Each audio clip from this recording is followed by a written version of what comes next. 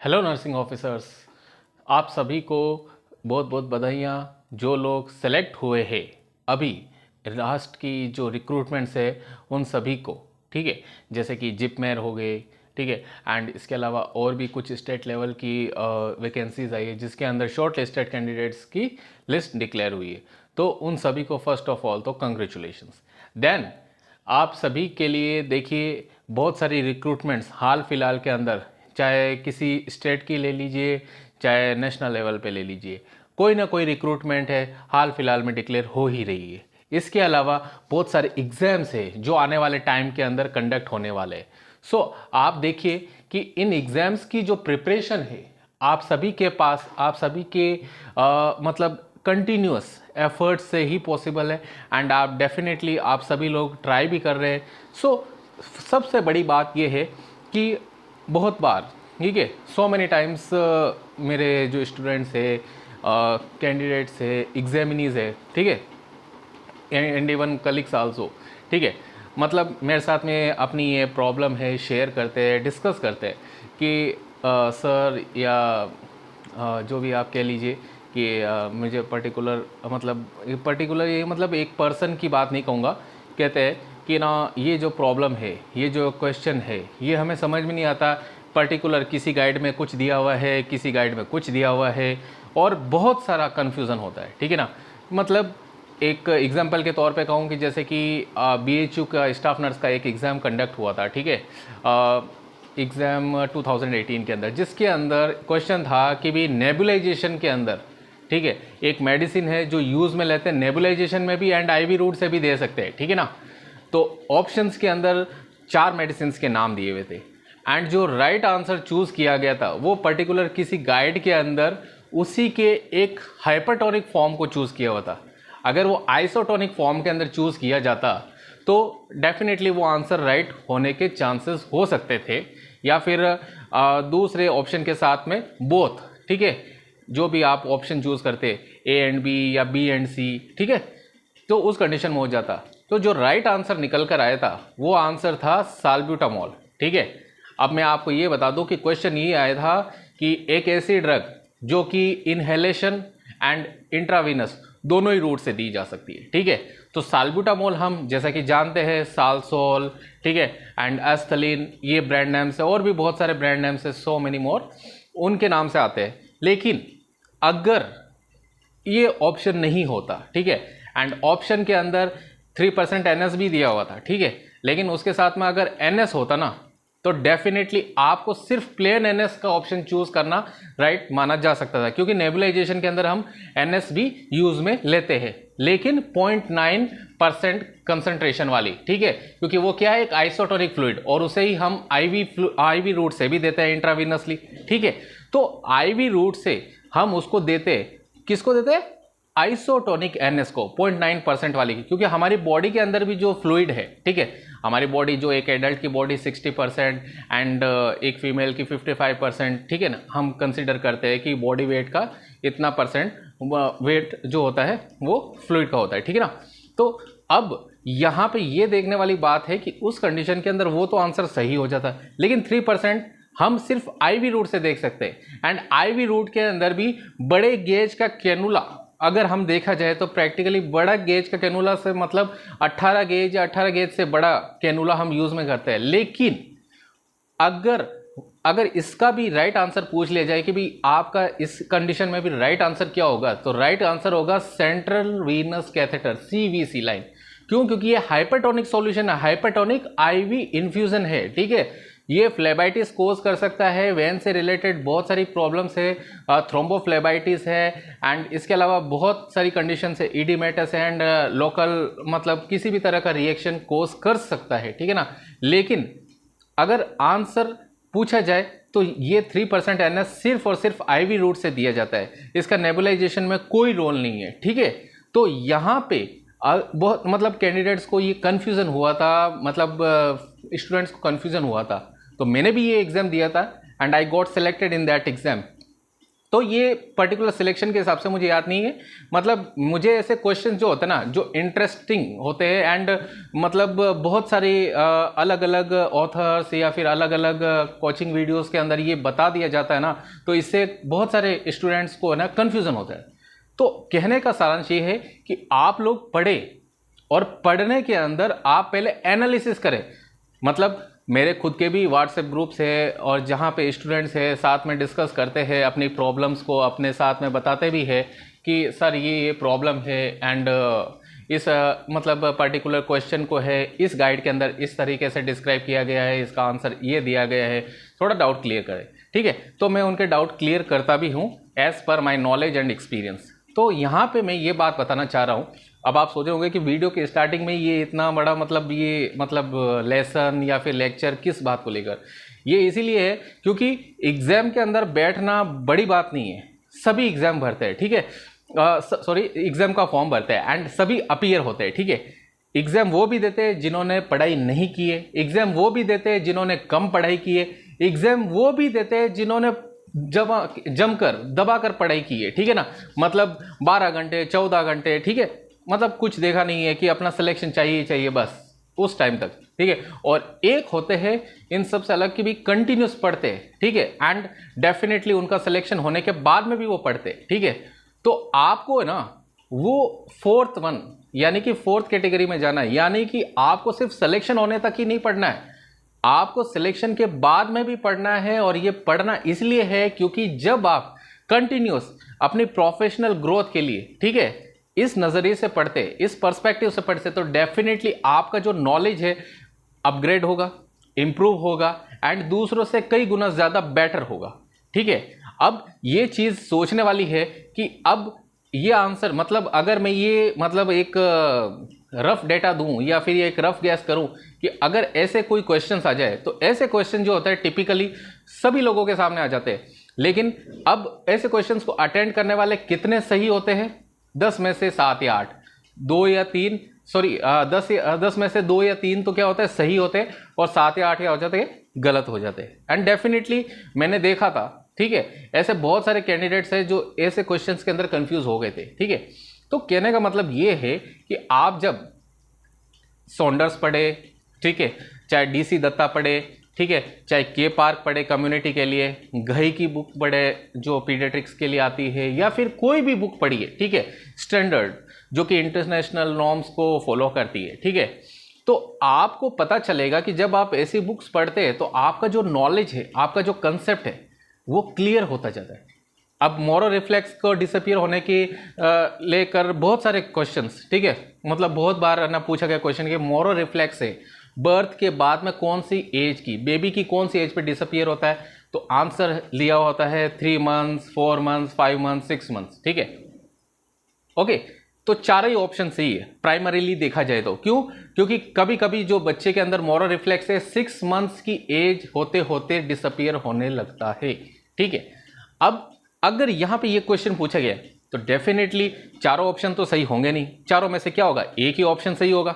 तो ऐसी सिचुएशन के अंदर क्या होता है कि आपको वो देखना है कि ऐसा कोई आंसर, ठीक है, जो ऐसी कोई बुक जो फर्स्ट ऑफ ऑल ये बताए कि आपको जो है इन चारों ऑप्शन में से जो सबसे प्रॉक्सिमल आंसर। देखिए क्या होता है, कई बार गाइड्स के अंदर आपको 100% आपका जो क्वेश्चन की प्रॉब्लम सॉल्विंग डेटा अवेलेबल हो जाता है, ठीक है, लेकिन कई बार ऐसा होता है कि नहीं मिल पाता है and proximal to the your answer, ठीक है, ऐसे आंसर्स बैठते हैं। तो उस कंडीशन में आपको कुछ तो अपना माइंड एंड कुछ जो होता है जो मोस्ट मतलब प्रॉक्सिमल आंसर होता है, ठीक है, और मोस्ट प्रॉक्सिमल ऑप्शन जो होता है आपके क्वेश्चन के ऑप्शन के अकॉर्डिंग, वो आपको चूज करना होता है। ठीक है, तो मतलब आज के वीडियो के अंदर ये मैं फर्स्ट ऑफ ऑल यही मैं चीज़ ये बता रहा हूँ कि how to attend questions in the exam. ठीक है, ये भी एक मतलब बहुत बड़ा इश्यू है सब लोगों के लिए। ठीक है, कि भाई ऐसी सिचुएशन में हम क्या करें। तो ऐसी सिचुएशन, अभी जैसे मैं मोरो रिफ्लेक्स का एग्जांपल दे रहा था, तो उस कंडीशन में आप देखेंगे कि आप कोई भी स्टैंडर्ड गाइडलाइंस उठा लीजिए, चाहे वो WHO वर्ल्ड हेल्थ ऑर्गेनाइजेशन की देखिए, इंडियन एसोसिएशन ऑफ पीडियाट्रिक्स की देखिए, IAP, ठीक है, जो कि इंडियन पीडियाट्रिशियंस की एक ग्रुप है, ठीक है, उनकी रिकमेंडेशन देख लीजिए, या फिर हमारे सॉन्डर्स और जितनी भी घई पीडियाट्रिक्स की बुक्स एंड अदर जो बुक्स है उनको देख लीजिए।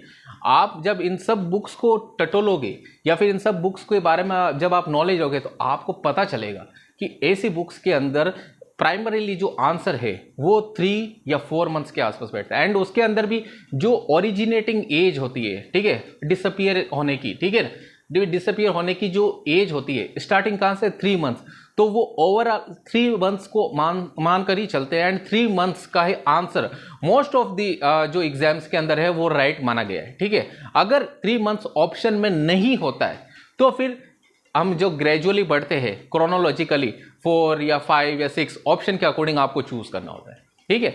तो कहने का मतलब ये होता है कि एग्जाम के अंदर आपका प्रेजेंस ऑफ माइंड भी बहुत इंपॉर्टेंट होता है और वो बहुत इंपॉर्टेंस रखता है, ठीक है।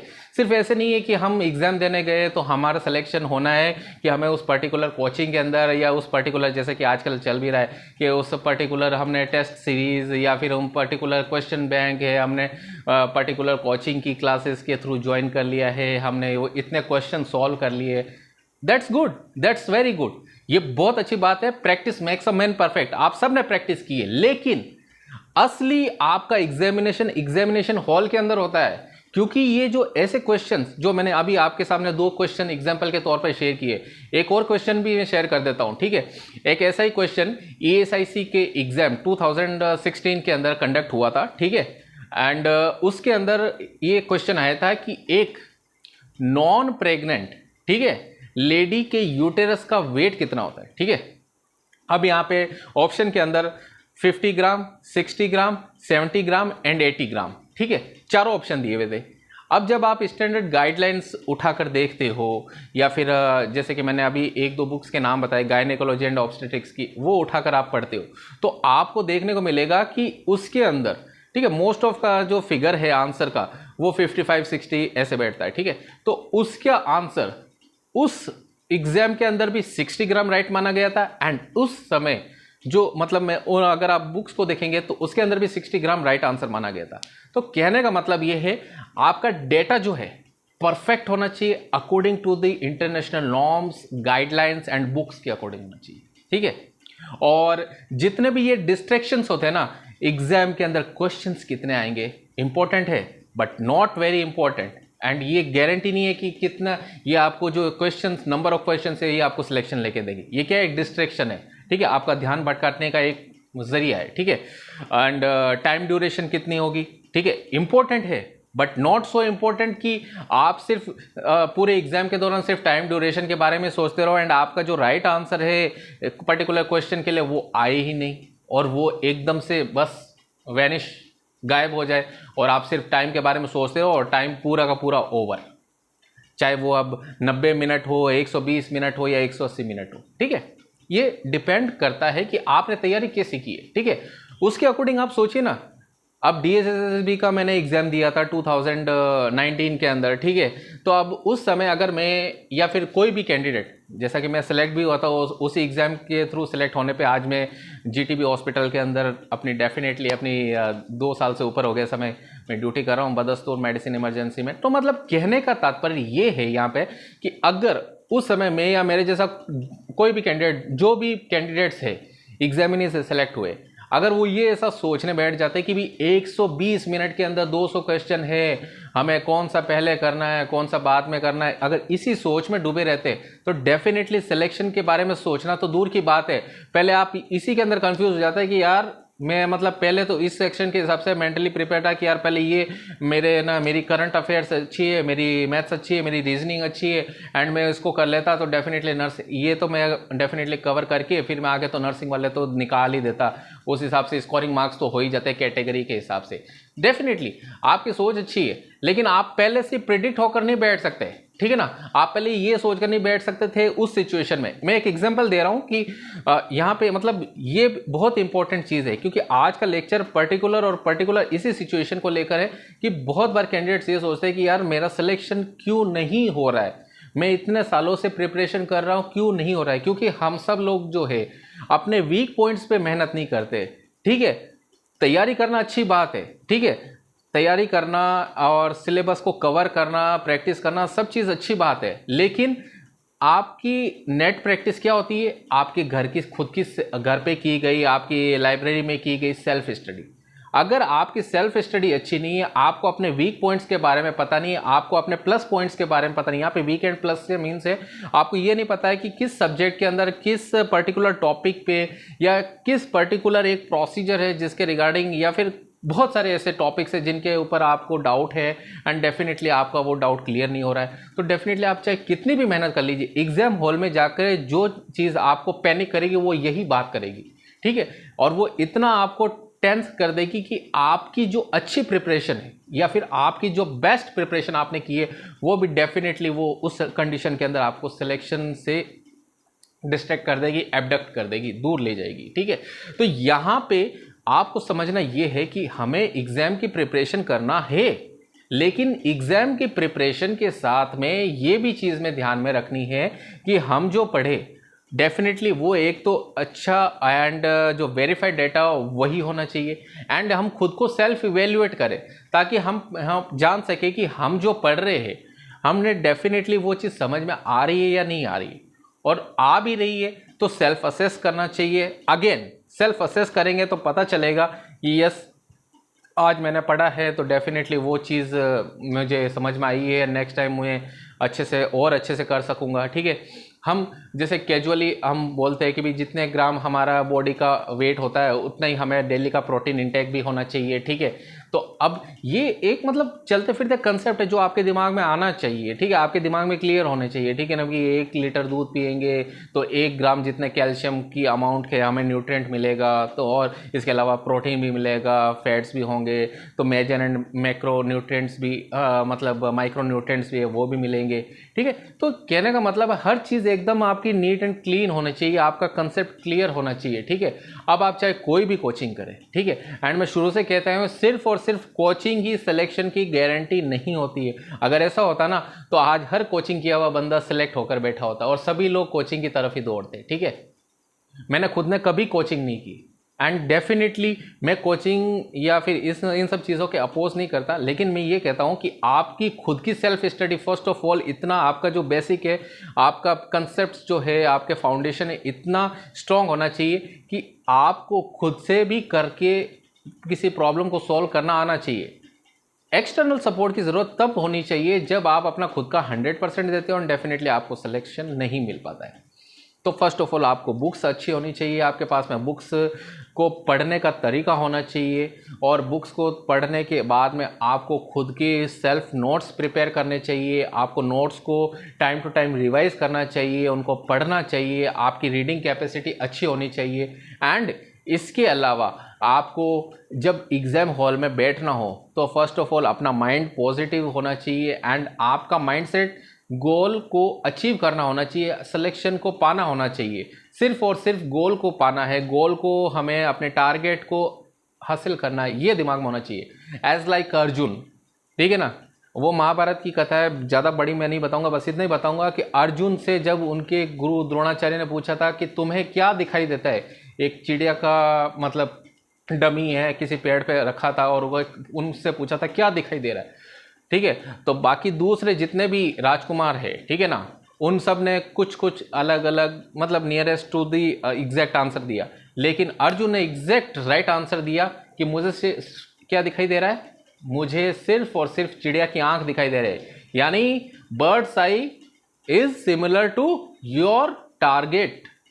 आपका टारगेट आपका सिलेक्शन है, आपको वही चीज़ हासिल करनी है। अब आप अगर दूसरी चीज़ों के ऊपर, मेरे बहुत सारे ऐसे दोस्त हैं और बहुत सारे ऐसे स्टूडेंट्स हैं जो सो मेनी टाइम्स यही बात पूछते हैं कि सर ये पर्टिकुलर नेगेटिव मार्किंग इतनी है, 1/3 है, 1/4 है, टाइम ड्यूरेशन इतनी होगी, एग्जाम के अंदर क्वेश्चन इतने पूछे जाएंगे, हमें सिलेबस के अंदर क्या क्या करना है, क्या चीज़ नहीं करना है। अरे यार मैं कई बार उनको समझा चुका हूँ, ठीक है, कई बार मैं उनको ये बता चुका हूँ, ठीक है, और मैं ये अच्छे से एक्सप्लेन कर चुका हूं कि आपका जो मेन और मेन, देखिए मैंने कहा है, अभी भी कहा है कि ये सब चीज़ें इंपॉर्टेंट होती है, लेकिन इतनी इंपॉर्टेंट नहीं होती है कि ये आप सोचकर बैठ जाओ कि मैं सिर्फ और सिर्फ इन बातों के ऊपर सोचूंगा तो डेफिनेटली मेरा सिलेक्शन हो जाएगा।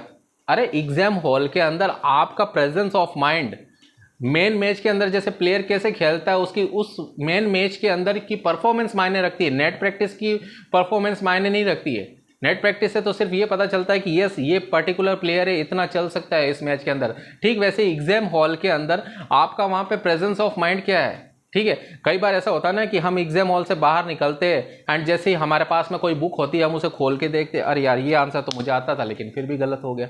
अरे गूगल पे सर्च करके देखते, अरे ये आंसर तो यार मुझे आ रहा था लेकिन मैंने चूज नहीं किया। ठीक है, अरे ये इतना ईजी क्वेश्चन था मैंने नहीं किया। अब करने से क्या मतलब, अब करने से कोई मतलब है क्या, नहीं है ना। तो वो क्या है, वो सब आप आउटसाइड द एग्जामिनेशन हॉल ये कर रहे हो डिस्कशन, ये क्या है, ये नेट प्रैक्टिस है।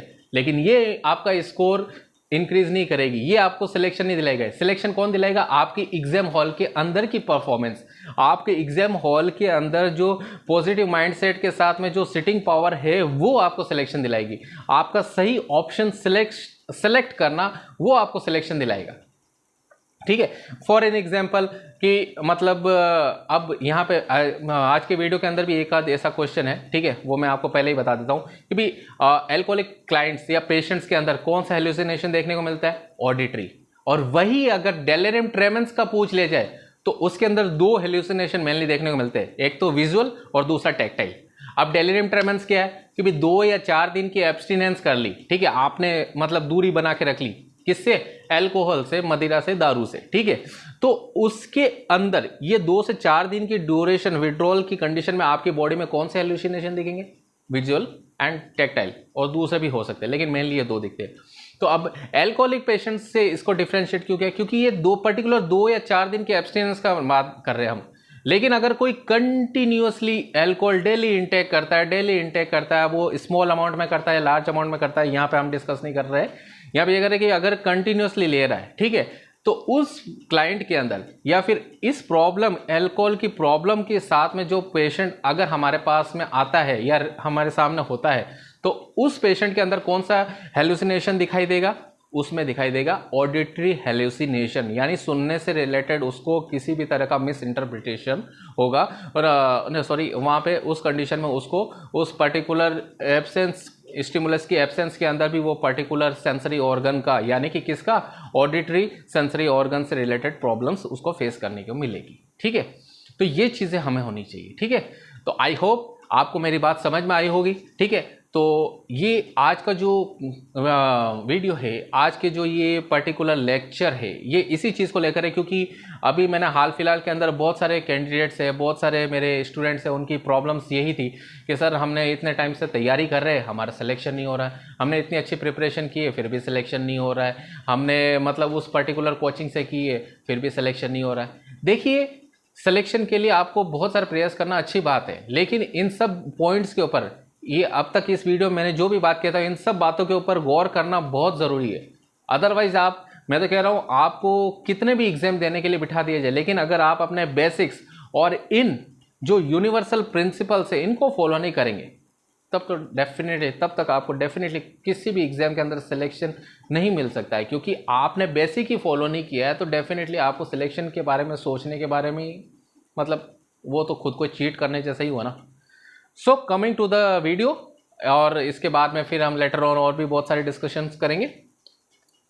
Number 1, elbow, knee and foot and ankle joint की अगर कोई इंजरी हो जाए तो वहां पे कौन सी बैंडेजिंग की जाती है, फिगर ऑफ 8 बैंडेजिंग। अब ये क्वेश्चन भी कई बार पूछा हुआ है एंड इंपॉर्टेंट भी है, तो ध्यान रखिएगा इसको। ठीक है, next, schizophrenia term was coined in, यानी सिजोफ्रेनिया जो ये टर्म है, हम जानते हैं ये क्या है, एक मेजर साइकोटिक डिसऑर्डर है। ठीक है, एंड इसके लिए मतलब हम एंटीसाइकोटिक ड्रग्स भी देते हैं। ठीक है, एंड जो इसकी खोज है या फिर इसका जो वर्ड है, ठीक है, ये किसने दिया था, स्विस साइकेट्रिस्ट यूगेन ब्लूलर। इससे भी रिलेटेड क्वेश्चन आ रहा है कि किस साइंटिस्ट ने इसकी डिस्कवरी की थी, किस ईयर में, एंड ये डिराइव कौन से वर्ड से हुआ एंड इसका मीनिंग क्या होता है। तो ये 2 ग्रीक वर्ड्स है, स्किजो एंड फ्रेन। स्किजो का मतलब होता है स्प्लिट, यानी सेपरेटेड, बटा हुआ, एंड फ्रेन का मतलब होता है माइंड। ठीक है, and next, it is classified under code F2, ठीक है, international classification of diseases, ICD 10 का जो इसका वर्जन है, इसके अंदर इसकी मतलब ये क्लासिफिकेशन भी पूछ देते कि भाई इसको जो डिजीज है, इस पर्टिकुलर डिसऑर्डर को है किस कोड से डिनोट किया गया है, किस कोड से शो किया गया है इस क्लासिफिकेशन में, आईसीडी क्लासिफिकेशन के अंदर। तो आंसर होगा F2। ठीक है, नेक्स्ट फर्स्ट रैंक सिम्टम्स जो है सिजोफ्रेनिया के, ठीक है, वो बॉडी के अंदर, अब वो थिंकिंग, बिहेवियर, एक्शन, मोटर, ठीक है, बॉडी के अंदर जितने भी चेंजेस हो रहे हैं, तो उनको फर्स्ट रैंक सिम्टम्स को किसने दिया था? कर्ट स्नाइडर ने इन 1959 के अंदर। ठीक है, नेक्स्ट अभी जैसे कि मैंने बताया auditory hallucination in seen in alcoholic clients and delirium ट्रेमेंस की बात आ जाए तो वहां पे होगा विजुअल एंड टैक्टाइल। लेकिन ओवरऑल आपसे पूछा जाए कि ऑडिटरी हेलुसिनेशन के किस में दिखाई देते हैं? एल्कोहलिक क्लाइंट्स या पेशेंट्स के अंदर। Drug of choice for alcohol withdrawal patients, तो फर्स्ट ऑफ ऑल आपको आंसर चूज करना है क्लोरडाइजिपोक्साइड, लिब्रियम ब्रांड नेम से आती है एंड इसकी डेली की डोज होती है, यानी प्रतिदिन की जो खुराक होती है वो होती है 80 to 200 मिलीग्राम पर डे, 80 से 200 मिलीग्राम प्रतिदिन। ठीक है, और सेकंड ऑप्शन के तौर पे अगर एग्जाम के अंदर ये ऑप्शन नहीं हो तो सेकंड ऑप्शन होगा आपके डाइजीपाम, जिसकी डोज होती है डेली की प्रतिदिन की 40 से 80 मिलीग्राम प्रतिदिन, 40 to 80 mg पर डे। ठीक है, next the concept of therapeutic community. ठीक है, थेराप्यूटिक कम्युनिटी से मीन्स मैं आपको अभी बता देता हूं, पहले देख लीजिए। वॉज फर्स्टली गिवन बाय, सबसे पहले किसने दिया था? मैक्सवेल जोन्स नाम के साइंटिस्ट या डॉक्टर ने इन 1953। हाँ, तो थेराप्यूटिक कम्युनिटी का मीन्स होता है कि पेशेंट की केयर, ठीक है, मेल हो फीमेल हो, उसकी खुद की कम्युनिटी, ठीक है, पर्टिकुलर पेशेंट्स की कोई कम्युनिटी है, उनके अंदर उनका पेशेंट का भी इन्वॉल्वमेंट, जिससे वो पेशेंट के प्रोज एंड कॉन्स एंड उसके बारे में क्या एक्शन लिया जाना चाहिए, उसकी प्रॉब्लम को सॉल्व करने को लेकर क्या बेस्ट है, क्या सही है, क्या कम फ़ायदेमंद है, क्या ज़्यादा फ़ायदेमंद है, ठीक है, एंड कौन सा सबसे लेटेस्ट मतलब एक पर्टिकुलर स्टेप हो सकता है उनकी केयर, उनकी इम्प्रूवमेंट से रिलेटेड, पर्टिकुलर डिजीज़ को क्योर करने के अंदर। ठीक है, तो ये जो कम्युनिटी होती है इसको कहा जाता है थेराप्यूटिक कम्युनिटी। आप चाहे तो स्क्रीनशॉट भी ले सकते हैं एंड फिर उसके बाद में आगे बढ़ते हैं। ये तो मैंने कुछ क्वेश्चंस ही आपके साथ में डिस्कस किए एंड कुछ क्वेश्चंस मैंने अपने लेक्चर के इनिशियली अपने इसी वीडियो के अंदर कर दिए थे। ठीक है, वर्बली आपको विद एक्सपीरियंस एंड ये भी आपको क्लियर कर दिया कि कैसे एग्ज़ाम के अंदर बैठा जाता है, आपको बुक्स कौन सी पढ़नी है, आपको बुक्स पढ़ने के अलावा आपकी खुद की सेल्फ स्टडी की प्रिपरेशन जो है कैसी होनी चाहिए, आपका टाइम शेड्यूल कैसा होना चाहिए, आपकी रूटीन कैसी होनी चाहिए, ये सब इंपॉर्टेंट चीज़ें मैंने आपके साथ में डिस्कस की। सो आई होप आपको मेरी बातें समझ में आई होंगी एंड ये जो मेरा एक्सपीरियंस है, ठीक है, मतलब मैं आपको हमेशा कहता आया हूँ, ठीक है, कि नंबर ऑफ सिलेक्शंस मायने नहीं रखते। ठीक है, अब आपको सोचकर आश्चर्य होगा कि मैं ये कैसी बात बोला कि नंबर ऑफ सिलेक्शंस मायने नहीं रखते। जी हाँ, नंबर ऑफ सिलेक्शंस कोई मायने नहीं रखते अगर आपका नॉलेज आपके प्रोफेशन के साथ में मैच नहीं खा रहा है। ठीक है, नंबर ऑफ सिलेक्शंस तब मायने रखते हैं जब आप अपनी फील्ड के अंदर प्रोग्रेस करते हैं। अब चाहे आपने एक सिलेक्शन लिया हो, लेकिन एक सिलेक्शन से अगर आप ज़्यादा सिलेक्शन ले रहे हो तो आपका कॉन्फिडेंस भी बढ़ता है। ठीक है, एंड डेफिनेटली वो सिलेक्शन आपका, ठीक है, आपके लिए बेनिफिशियल होना चाहिए ओवरऑल। ठीक है, चाहे वो थेराप्यूटिकली हो, प्रैक्टिकली हो, वोकेशनली हो, ठीक है, मतलब हर तरीके से आपके लिए बेनिफिट देने वाला होना चाहिए। ठीक है ना, तो नंबर ऑफ सिलेक्शंस तभी फायदेमंद है जब आप अपनी खुद की पर्सनल एंड प्रोफेशनल ग्रोथ को फील करते हैं। And personal and professional growth को मैंने आपको हमेशा कहा है कि personal and professional growth nursing के अंदर उसे ही कहा जाता है जिसके अंदर आपकी पेशेंट की केयर इंप्रूव होती है, आपके पेशेंट को वो बेस्ट सर्विस मिलती है जो कि नॉर्म्स के अकॉर्डिंग, ठीक है, नेशनली, इंटरनेशनली, ग्लोबली, ठीक है, वो फॉलो कर पा रहे हो आप। ठीक है, एंड जिससे आपको आपके जो गोल्स है, हम जैसे नर्सिंग केयर प्लान बनाते हैं, आपके उन गोल्स को अचीव करने में हेल्प मिलती है, तभी आपके नंबर ऑफ सिलेक्शंस मायने रखते हैं और आपको उस कंडीशन में बेनिफिट मिलता है एंड ये एक पॉजिटिव टूल होता है। ठीक है, एंड इसके अलावा आपको लेटेस्ट के डेटास के साथ में अपडेट रहना चाहिए। आपको ये पता होना चाहिए कि जो चीज़ कही गई है वो क्यों कही गई है, जो चीज़ दी गई है बुक्स के अंदर वो क्यों दी गई है, दोनों में डिफ्रेंशिएशन पता होना चाहिए। तो बहुत सारे स्टूडेंट्स ने, बहुत सारे कैंडिडेट्स ने मुझे ये कहा था कि सर आप एक ऐसा भी वीडियो बनाइए जिसके अंदर हम समझ सके, ठीक है, क्योंकि हम सब ने कहीं ना कहीं 1 बार 2 बार कोचिंग करके रखी है लेकिन एग्जाम क्लियर नहीं हो पा रहा है। एंड डेफिनेटली मेरे पास में ऐसे बहुत सारे स्टूडेंट्स के मैसेजेस डेली आते रहते हैं, ठीक है, एंड वो यही चीज़ मुझसे कहते हैं। तो इसीलिए मैंने आज के वीडियो में आपको सबसे पहले यही चीज़ बताई कि आपको क्या ध्यान में रखना है। एंड इस चीज़ से इम्पोर्टेंट और कुछ भी नहीं है कि आपको ये समझ में आ जाए कि मुझे पढ़ना कैसे है। फिर पढ़ना तो सबके बस की बात है ही, ठीक है, एंड बहुत इजी काम हो जाता है, एक बार बस आपको कंसेप्ट क्लियर हो जाना चाहिए। एंड दोस्तों हिम्मत मत मारिए, सबसे ज़रूरी चीज़, आज नहीं हुआ सिलेक्शन तो कल होगा, ठीक है। ये नहीं सोचिए कि आज नहीं हुआ है तो आज से लेसन मिला है आपको कि मेरा नेक्स्ट टाइम के लिए मुझे कौन सी गलतियां रिपीट नहीं करनी है, ठीक है। एंड इसके अलावा आपको कंटिन्यूअस एंड कंसिस्टेंट एफर्ट लगाना है। ऐसे नहीं कि बस आज हो गया फिर छोड़ दिया, नहीं, आपको कंटिन्यूअस लर्न करते रहना है, सीखते रहना है, पढ़ते रहना है, समझते रहना है, अपनी प्रोफेशनल ग्रोथ के बारे में सोचते रहना है, तभी डेफिनेटली आप ग्रो कर पाएंगे, आपका सिलेक्शन श्योर है, ठीक है। So take care, all the best, and like, share and subscribe my channel for more updates. और ऐसी कोई भी आपकी क्वेरी हो स्टडी से रिलेटेड एंड किसी एग्जाम से रिलेटेड तो आप मुझे मैसेज करके पूछ सकते हैं, ठीक है। तो like, share and subscribe my channel and take care and all the best to all of you.